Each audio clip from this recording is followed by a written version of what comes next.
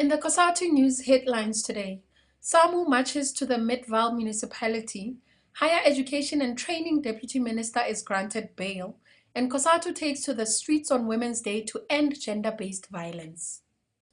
Video footage of a man, apparently a manager, assaulting a junior employee at the Ocean Basket Lakeside restaurant in Benoni has gone viral.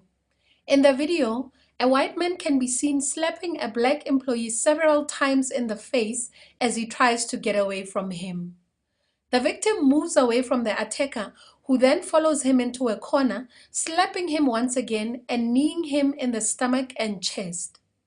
Grace Harding, CEO of Ocean Basket, commented saying that she is deeply saddened and shocked at the content of the footage in this video.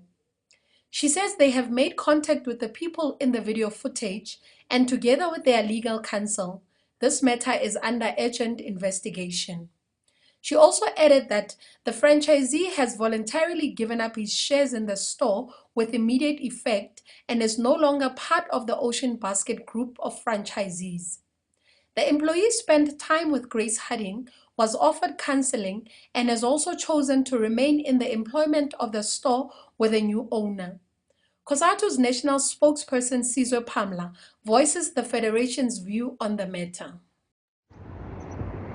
Well, as COSATU, we really welcome the dismissal of the white manager who was caught abusing and assaulting a black employee. Our position really is that Ocean Basket has to really reflect, because there's something wrong that they are doing. The fact that some of the white managers felt so emboldened as to abuse their employees in their establishments, it tells us that there is some level of inequality in how these workers are treated. They have to create an environment where workers are able to raise issues, they're able to engage, and they don't feel that they cannot really speak back or talk back against the white manager. So our view as COSATU is that we have to find a way of actually dealing with racism. We have a proposal that says now we need a mandatory sentence and penalty to punish all racists. The whole thing of them being punished lightly is not going to work. We want them to be forced to pay $500,000 for every racist incident, or else they have to serve 5 years not suspended. That is our proposal as the Federation. The South African Municipal Workers Union marched yesterday to the Midvaal municipal offices in protest against working conditions and to deliver a memorandum of demands. The protest march follows numerous grievances which have been raised with the municipal management but have not been attended to. Workers delivered a memorandum of demands which included the following: maladministration in the municipality, irregular awarding of tenders, racism, outsourcing, privatization, labor brokers, and sexual harassment in the municipality. Workers began gathering from 9 a.m. at the Caltex garage on Johan Leroux Street and marched towards the municipal offices, and the memorandum of demands was delivered around midday. As the nation entered the beginning of Women's Month, Higher Education and Training Deputy Minister Mduduzi Manana was accused of assaulting 3 women and granted 5,000 rand bail after appearing at the Randburg Magistrates Court. Manana appeared briefly in court yesterday on 2 charges of assault with intent to cause grievous bodily harm. On Sunday morning last week, the Deputy Minister lost his cool after an argument, and it is said that what allegedly triggered him to attack the women was when one of them made a comment about his sexuality, labeling him gay. One of the victims, Mandisa Duma, opened a case of assault with intention to cause grievous bodily harm at the Douglasdale police station on the same day. Duma sustained a black eye, bruised knees, a swollen face and neck. Manana has since admitted the crime and apologized for the incident. He will appear again in court on the 13th of September 2017. Police Minister Fikile Mbalula has indicated that no special treatment would be given to this case and that justice should be served accordingly. It is very disappointing because we expect individuals like him to act as ambassadors in the protection of women. against violence. But nonetheless, everybody is presumed innocent until proven otherwise. And nobody is above the law. That is guaranteed in our jurisprudence. And I'm not judging anyone who have questioned the police about the case of Mdumanana, because it is true in our society that sometimes our law has got eyes in terms of who is the perpetrator, and they are treated with special kid gloves. And I can assure you that Deputy Minister Mdumanana will not be treated with special kid gloves, and then will face the full wrath of the law in relation to the reported crimes, of which today he appeared in court. From the moment the matter was reported to the minister via Twitter, we made a follow-up and unleashed the police on that. We did not wait to hear and understand where the case was opened. And we reported the matter immediately to our police, who undertook the mission to start the investigation on the matter. The National Education, Health and Allied Workers Union has signed a settlement agreement with the National Health Laboratory Service this past week after lengthy and difficult negotiations. The union officially called off the strike, which had lasted more than 4 days.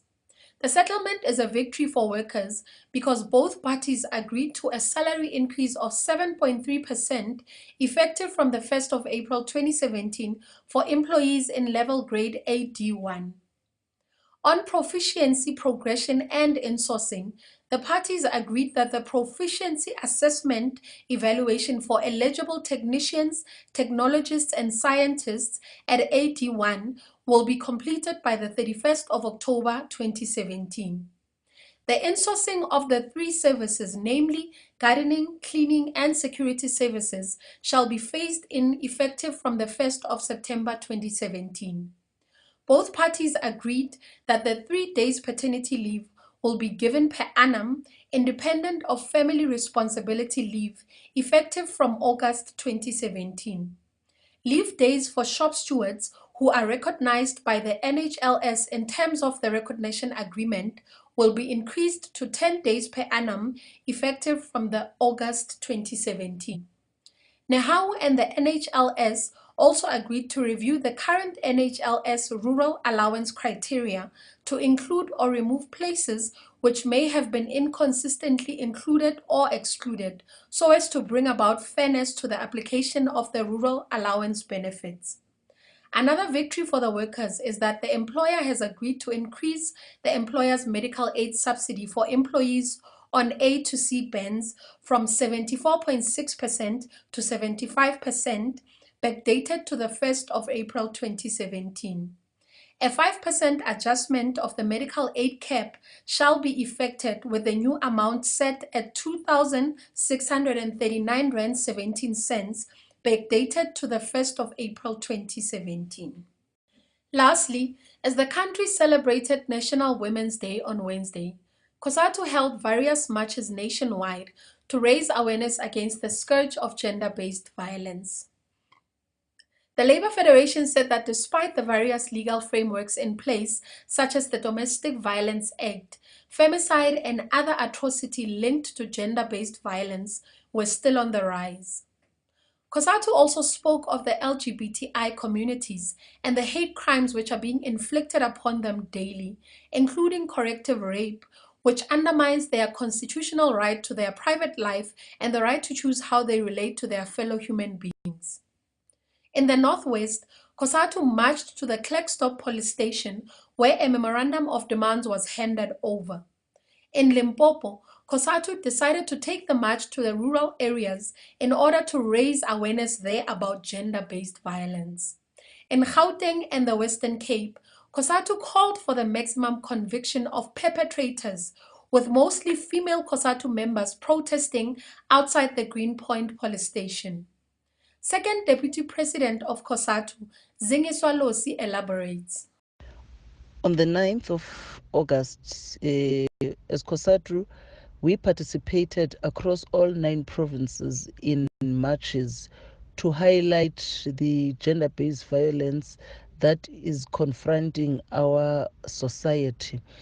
The turnout was very good. We marched to hand over memorandums.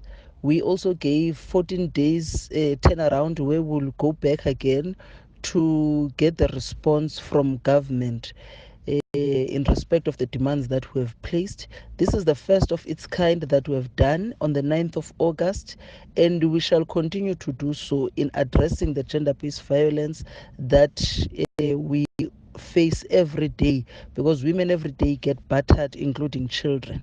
For more labor news, you can visit the Shop Steward website at shopstewardonline.org.za. And that is all the labor news we have for you today. Happy Friday, comrades.